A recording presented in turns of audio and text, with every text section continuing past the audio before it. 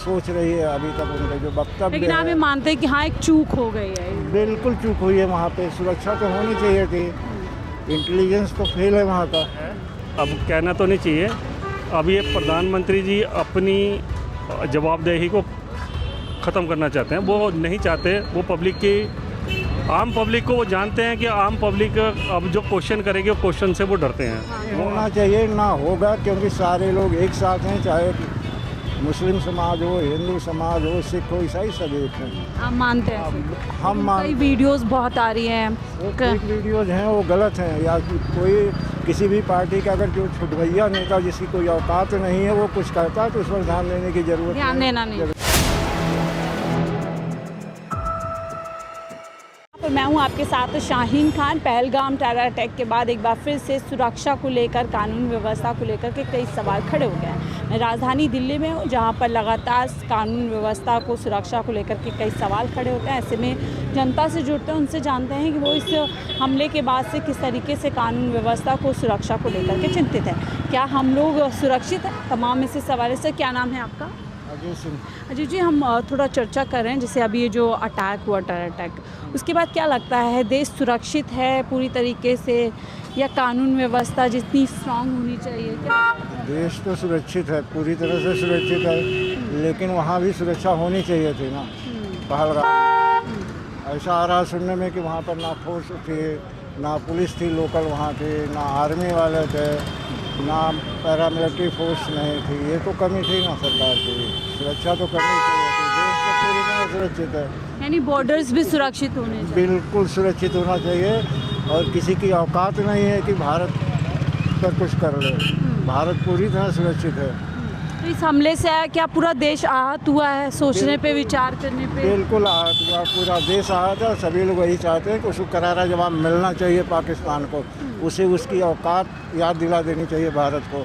और शायद उम्मीद है, जैसा हमारे प्रधानमंत्री या सरकार जो सोच रही है अभी तक उनका जो वक्तव्य लेकिन आप ये मानते हैं कि हाँ एक चूक हो गई है? बिल्कुल चूक हुई है। वहाँ पे सुरक्षा तो होनी चाहिए थी, इंटेलिजेंस तो फेल है वहाँ का, ये तो मानना पड़ेगा। जैसे 2019 में भी हुआ, लगातार हम यही बोलते हैं कि सुरक्षित हाथों में है, लेकिन एक कितनी बड़ी चूक से हमारे लोग, बहुत बड़ी चूक है, ये बहुत बड़ी चूक है। इस पर सरकार को विचार करना चाहिए। इंटेलिजेंस का फेलियर है, ये तो पूरा देश, मेरे ख्याल सभी लोग मानते हैं, पूरा देश। अब जनता क्या चाहती है कि देश समेत पूरा देश के अंदर की सीमाएं और देश की जो बॉर्डर्स है सब सुरक्षित होने चाहिए? बिल्कुल सुरक्षित होना चाहिए, और पाकिस्तान को उसे उसकी औकात याद दिला देनी चाहिए भारत सरकार को।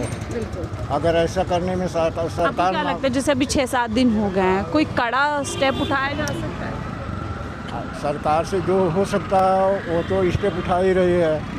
उन्होंने जो वाटर वो था उसको बंद किया, और जो भी कदम उठाने चाहिए थे सरकार को वो तो सरकार कर ही रही है, और आगे भी सैन्य कार्रवाई भी करेगी। अब जैसे सर ये घटना हुई है, निश्चित तौर से निंदनीय घटना, लेकिन इसके बाद हमारे देश में जैसे एक गृह युद्ध जैसी लोग हो गए, कुछ लोग, ये होना चाहिए नहीं होना चाहिए? ऐसा कुछ नहीं है, कोई गृह युद्ध नहीं होना चाहिए ना, आपस में नहीं होना चाहिए, ना होगा, क्योंकि सारे लोग एक साथ हैं, चाहे मुस्लिम समाज हो, हिंदू समाज हो, सिख हो, ईसाई सब एक हैं। आप मानते हैं? हम मानते कई वीडियोस बहुत आ रही हैं। वो फेक वीडियोज़ हैं, वो गलत हैं, या कोई किसी भी पार्टी का अगर जो छुटभैया नेता जिसकी कोई औकात नहीं है वो कुछ कहता है तो उस पर ध्यान देने की जरूरत है। किसी भी पार्टी का जो टॉप लीडर्स है सभी सरकार के साथ हैं, सभी देश के साथ हैं, पूरा हिंदुस्तान एक साथ है। बाकी ये छुटभैये जो हैं जिनकी कोई औकात नहीं, वो क्या बोलते हैं उसका कोई मतलब नहीं है। अच्छे, बहुत अच्छी बात आपने की। सर आपका नाम क्या हुआ? मेरा नाम जसवीर है। जसवीर जी, हम थोड़ा ये जान रहे हैं, जो एक निंदनीय, बहुत ज़्यादा हॉरिफाइंग अटैक हुआ, उसके बाद से आपको क्या लगता है, क्या देश की जितनी सुरक्षा होनी चाहिए उतनी सुरक्षा है, या हमसे चूक हो गई इस पूरे? नहीं, ये सुरक्षा में चूक तो हुई है। चूक इसलिए कि ये सरासर इंटेलिजेंस फेलियर है, और गृह मंत्रालय 100% गृह मंत्रालय इसके लिए जिम्मेवार है, और अमित शाह जी को अब शायद अब भरोसा नहीं रहा जनता को, क्योंकि उनका जो काम करने का तरीका है वो बिल्कुल ठीक नहीं है। आप मानते हैं कि मैं 100% मानता हूँ इसे चूक हुई है। और जैसे सर दिल्ली, माफ़ कीजिएगा, जम्मू एंड कश्मीर के सीएम उमर अब्दुल्ला ने माफ़ी मांगी, जबकि उनकी जिम्मेदारी नहीं थी, बट उनकी स्टेट थी। हमारे होम मिनिस्टर ने इस पर अभी तक चर्चा तक भी नहीं की, माफ़ी तो दूर है। नहीं देखिए, होम ने ये कि अभी जैसे और अदर पार्टीज़ ने या जम्मू कश्मीर के अब्दुल्ला साहब ने माफ़ी मांगी है जस्ट बिकॉज उनके यहाँ पर जो टूरिस्ट हैं उनके बिहाफ से है, तो वो भी हमारे देश का पार्ट जम्मू कश्मीर। बेशक वो केंद्र शासित हो गया है, क्योंकि सारी की सारी सिक्योरिटी अब सेंट्रल गवर्नमेंट के हाथ में है, उनके हाथ में नहीं है। सिक्योरिटी का रीज़न जो है उनके हाथ में नहीं है। अब क्या है कि अब गृह मंत्रालय की जिम्मेदारी बनती है, वो ये अब ऐसा दोबारा ना हो, तो इस तरह से गृह मंत्रालय को और सेंट्रल गवर्नमेंट को भी इसमें विशेष सत्र बुलाकर सभी जितने भी हमारे अपोजिशन पार्टीज़ हैं उनके साथ मिलके इसका कोई ना कोई मजबूत कदम उठाना चाहिए। और दूसरी बात, ऐसा नहीं है कि गवर्नमेंट को सिर्फ अपने ही तरीके से काम करना चाहिए, उसको अपोजिशन की भी सुननी चाहिए। यानी कि एक बोलते हैं कि सारे समूह को बुला करके एक मीटिंग और मिलकर के एक फैसला लिया जाना। देखिए, जब तक सामूहिक फैसला नहीं होगा वो अच्छा नहीं होगा। अगर एक तरफा एक ही पार्टी या कुछ अपना डिसीजन लेंगी तो वो अपने तरीके से काम कर रहे हैं, जो कि चूक पे चूक होती जा रही है। पुलवामा का हमला हुआ था, मैं उसी पे आ रही थी सर। जैसे हमें पिछले 10 साल से और ख़ासतौर से 2019 के बाद लगातार भरोसे में लिया गया कि देश सुरक्षित हाथों में, हमने नोटबंदी की, तो क्या हम लोगों को पूरी तरीके से अंधकार में रखा गया? देखिए, ये सरासर जुमलेबाज अब कहना पड़ रहा है। अब ये शब्द नहीं बोलने चाहिए मेरे को, लेकिन फिर भी मैं ये कह रहा हूँ कि गवर्नमेंट सिर्फ हवा में बातें करती है। बड़ी बड़ी बातें करके लोगों से का पेट नहीं भरता या उनकी सिक्योरिटी नहीं हो सकती जब तक उस पर कोई ठोस कदम ना उठाए जाएं। सिर्फ जब बातें बोल के और बोल देना कि हम ये कर सकते हैं, हम वो कर सकते हैं, उसका कोई रिजल्ट नहीं निकल रहा अभी तक। हमने पिछले 10 सालों में देखा है। अब ये मोदी जी का 11वां साल जो है, लेकिन इसमें उनको कोई डिसीजन लेना चाहिए। डिसीजन इस तरह का लेना चाहिए कि अपोजिशन पार्टी के भी सुझावों को भी ध्यान में रखते हुए मतलब दिखना चाहिए। सर, एक और सवाल लूँगी। जैसे हमने देखा राहुल गांधी वहाँ पर गए और सभी ने वहाँ के लिए संदेश बनाया, लेकिन प्रधानमंत्री विदेश थे जिस समय हो, सब उम्मीद कर रहे थे कि शायद विक्टिम से मिलने जाए। देखिए, ऐसा है, अब कहना तो नहीं चाहिए। अब ये प्रधानमंत्री जी अपनी जवाबदेही को ख़त्म करना चाहते हैं, वो नहीं चाहते। वो पब्लिक की, आम पब्लिक को वो जानते हैं कि आम पब्लिक अब जो क्वेश्चन करेगी वो क्वेश्चन से वो डरते हैं, वो क्वेश्चन सवालों से भाग रहे हैं। वो कभी भी पब्लिक के सामने या प्रेस मीटिंग करके कभी नहीं कहेंगे, क्योंकि उनके पास कोई जवाब ही नहीं है, क्योंकि 10 सालों में उन्होंने किया कुछ नहीं है, सिर्फ जुमलेबाजी के अलावा कुछ नहीं किया। जो लोग सरकार से सवाल कर रहे हैं उन पे FIR हो रही है, चैनल बंद किए जा रहे हैं, 4 PM का नेशनल चैनल भी बंद। हाँ, संजय शर्मा जी जो लखनऊ वाले हैं, उनका 4 PM चैनल मैं कंटिन्यू देखता हूँ।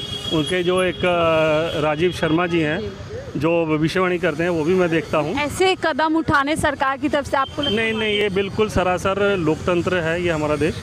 ये सभी को बोलने की आज़ादी है, क्योंकि ऐसा है कि जब तक हम डिबेट नहीं करेंगे, खुल के नहीं बोलेंगे, जो चीज़ अच्छी है उसको अच्छा बोलेंगे, जो चीज़ गलत है उसको गलत बोलेंगे। अब ये है कि सरकार जो चीज़ कर रही है वो हर चीज़ तो अच्छी नहीं कर रही। वो देखो, वोट बैंक की खातिर देखो, इसमें भी हिंदू मुसलमान होने जा रहा था, लेकिन मीडिया चौथा स्तंभ होता है जो लगातार सरकार को उसकी जो भी गलत नीतियाँ होती हैं, जो भी होता है, उसके लिए सचेत करता रहता है। बिल्कुल मीडिया चौथा स्तंभ होता है। इसीलिए कहा जाता है कि लोकतंत्र के अंदर बोलने की आज़ादी होनी चाहिए। लेकिन क्या है कि तुम सिर्फ अपने, अगर जो उनके लिए अच्छा बोले तो बोलो देशभक्त है, जो उनके खिलाफ बोले वो देशद्रोही है। ऐसा तो नहीं चल सकता है ना। पब्लिक यहाँ हमारे देश में पब्लिक जो भी है सब समझदार है, सब समझती है, लेकिन क्या है कि उनको कोई लीडरशिप नहीं मिल रही है अभी। जिस दिन लीडरशिप मिल जाएगी, या है अपोजिशन में दम है, लेकिन अपोजिशन को भी दबाया जा रहा है। लेकिन देश का अपोजिशन इस समय साथ में खड़ा है, लेकिन उनको भी ऐसे बोला जा रहा है कि सवाल करने पे कि आप देशद्रोही हैं, प्रधानमंत्री के खिलाफ हैं, ये ऐसी बात। देखिए ये बीजेपी का मैं कहूँगा प्रोपेगेंडा है।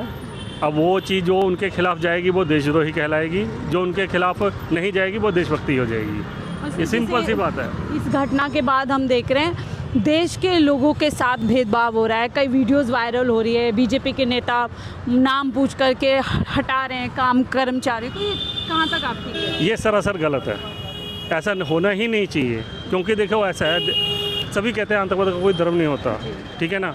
अब उन्होंने पहलगाम के एक वो पर्सन को भी मारा गया था, बेशक वो उसकी में गोलियों में के बीच में आ गया हो, लेकिन देखो ये तो हिंदू मुसलमान करने वाली बात है। ये तो देखो आतंकवादियों ने चुन चुन के मारा, वो यही चाहते हैं कि देश में दंगे हों, हैं, और देश में एक उम्माद पैदा हो, ताकि देश में मतलब हमारा देश इन दंगों में उलझा रहे। और कुछ लोग इसको कामयाब भी बना रहे हैं अपनी हरकतों से। देखिए कुछ लोग हैं वो अपनी सिर्फ वोट बैंक की राजनीति अपना लाइमलाइट करने के लिए, जो जितना बड़ा मक्कार आदमी होगा, जितना बड़ा गाली गलौज होगा, आज की डेट में वो नेता सबसे बढ़िया होता है, वो बीजेपी में होता है।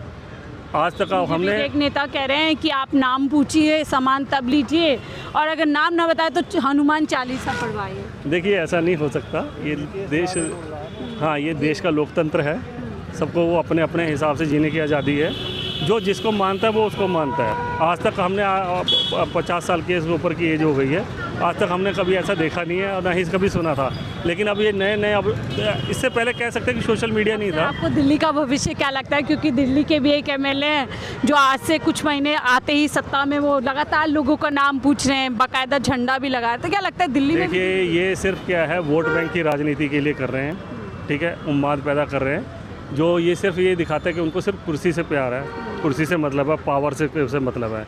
उनको लोग मरें जिएँ, बेकारी भुखमरी में जिएँ या रोज़गार ना हो, बेरोज़गारी, ये क्वेश्चन ना करें। असल मुद्दों से उनको कोई भी लेना देना नहीं है, और शायद यही वजह है कि जो भी लगातार इन ऐसे सवाल पूछता है या इन मुद्दों पर चर्चा करने की कोशिश करता है तो उनके खिलाफ ही एक्शन ले लिया जाता है, फिर चाहे FIR हो या चैनल बंद करके हो।